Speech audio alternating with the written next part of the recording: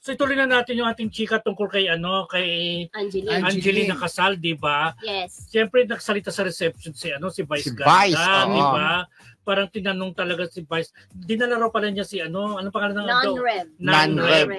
Dinala niya para sa bahay ni Vice. Sabi niya, may kasama akong bisita, kaibigan ko to, sabi niya. Parang ayaw ni Vice pag lalaki ang bisita kasi nga housewife ng drama, di ba? Tapos sabi niya parang hindi rin nagsasalita si Non-Rev. Parang sabi ni Angeline daw, bakla yan, sabi niya. Kaibigan niyang bading. Pero parang nagdududa si Vice kasi tahimik, parang hindi mabuking kung bading o hindi masyadong nagsasalita. Nag-aminin naman doon ni Angeline na jowa niya nga si Non-Rev.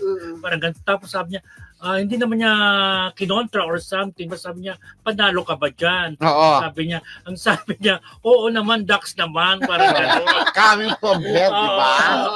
Mukha naman Dax sa itsura niya. Bakla si Angeline. Ang gwapo. Bakla si Angeline. Oy, thank you, LR na. LR with RR, di ba? 75 pesos. Super sticker. Yes, thank you po. Maraming salamat po. Ang ganda ng pangalan, ha? Di ba? Nakakatuwa. Pero nakakatuwa, di ba? Tapos parang naloka si Angeline. Talagang napag-anon yata sa mesa kasi para nahiya sa pag-joke, di ba? Kasi kaya ni Vice mag-joke since komedyante siya. Kaya best friend, kaya niyang banggitin yun, di ba?